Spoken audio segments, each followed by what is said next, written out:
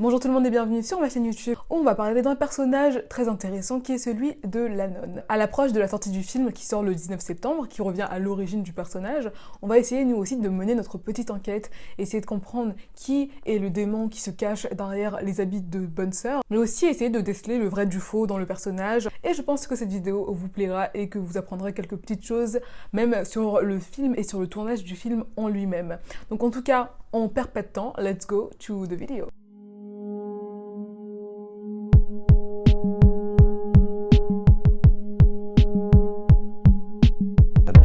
The usual dissection of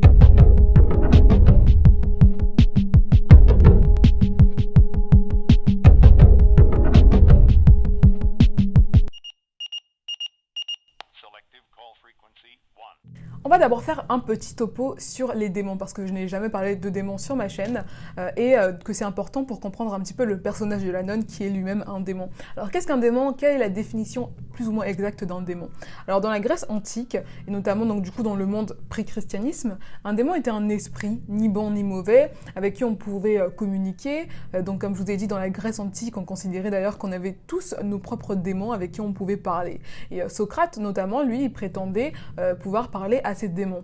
On sait aujourd'hui que cette définition de démon, c'est un petit peu plus notre voix intérieure, donc juste le reflet de notre conscience. Dans le monde après l'arrivée donc du christianisme, sont tombés sous la catégorie des démons tous les esprits en fait qui étaient des anges déchus, donc qui étaient opposés à Dieu, qui étaient opposés à sa bonté, à sa sainteté. Donc en gros, un démon, c'est le mal. Il est fait pour faire le mal, pour détourner l'homme du droit chemin et ou pour le faire souffrir. À notre époque, où la religion a beaucoup moins de pouvoir qu'au Moyen-Âge par exemple, parce qu'on peut expliquer beaucoup plus de choses de manière rationnelle par la science, les démons ils ont beaucoup moins d'impact sur nous, et puis surtout la croyance a beaucoup moins de puissance, on croit beaucoup moins aux démons, on croit beaucoup moins aux esprits, et on explique beaucoup plus de choses d'autres manières. Et pourtant les démons continuent à taquiner nos esprits, ils sont toujours là autour de nous, notamment dans les salles de cinéma animées par des réalisateurs talentueux, et on ose du coup se confronter à ces choses-là qui nous font un petit peu peur, parce qu'on est finalement derrière un écran, on a un petit filet de sécurité,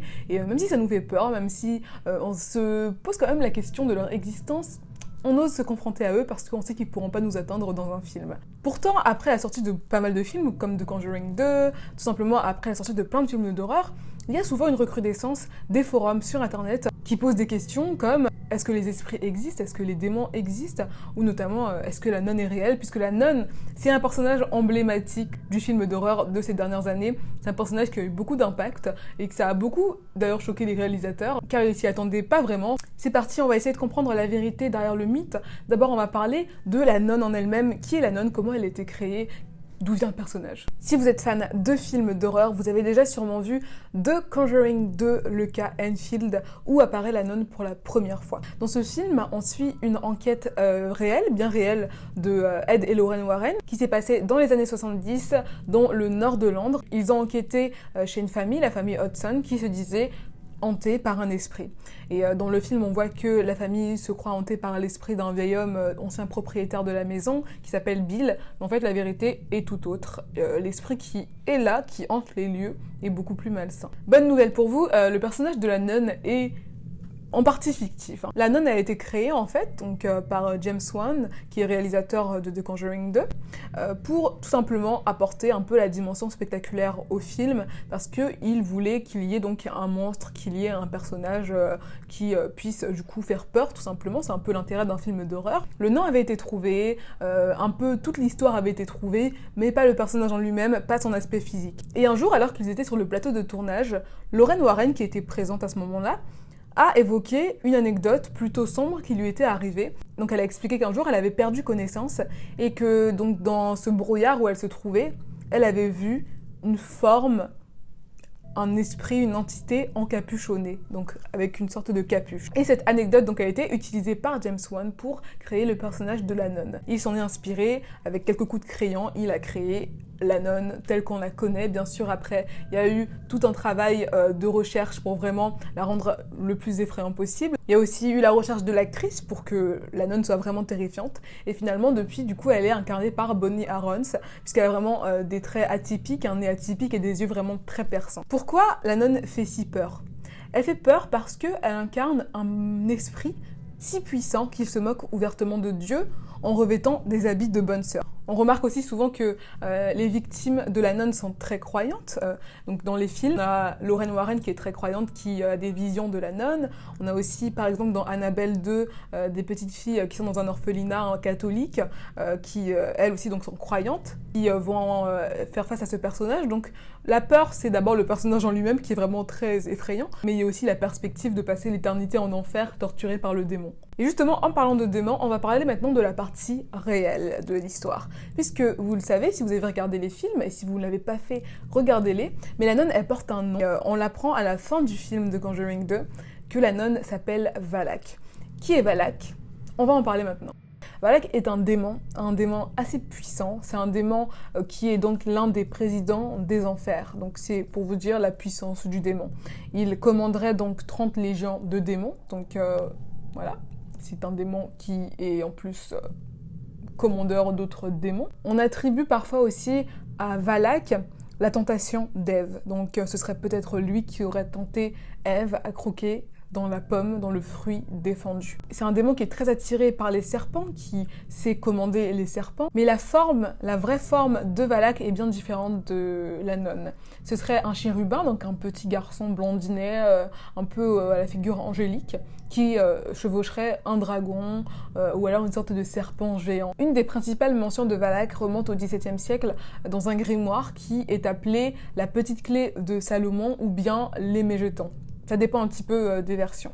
Et en fait, dans ce bouquin, dans ce grimoire, on retrouve tous les démons qui auraient été invoqués par le roi Salomon, qui est un roi d'Israël, donc un personnage biblique. Quant à savoir s'il faut y croire ou non, tout dépend de vos convictions à vous. Mais en tout cas, maintenant, vous le savez, la nonne est en partie fictive et en partie réelle. Réelle, bien sûr, ça dépend de ce à quoi vous croyez. Mais je vous conseille de pas trop rire sur les démons quand même.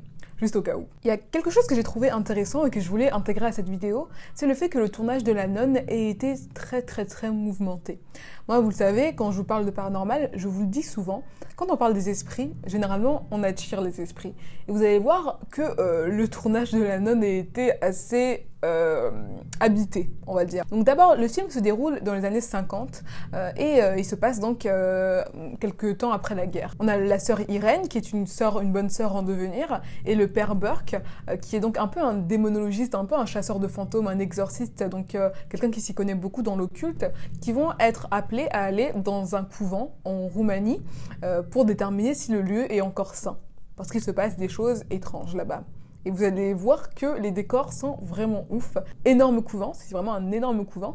Et ils vont débarquer là et essayer de comprendre ce qui se passe, pourquoi les bonnes sœurs qui vivent dans ce couvent sont si terrifiées, et pourquoi les gens du village aussi vivent des choses horribles, pourquoi en fait il y a le malheur dans toute cette région. Donc toute l'équipe a dû partir en Roumanie pour le tournage, et vous le savez, je pense que la Roumanie c'est un lieu qui est assez chargé au niveau de l'histoire, au niveau du folklore, et puis aussi c'est un petit peu la maison de Dracula, puisque la Transylvanie, qui est une région de la Roumanie, est connue comme le lieu où a vécu Dracula, le célèbre personnage qui était inventé par Bram Stoker. Le plateau, donc le plateau de tournage, le lieu de tournage, c'était le château des Corvins, un magnifique château vraiment qui est juste génial, super beau.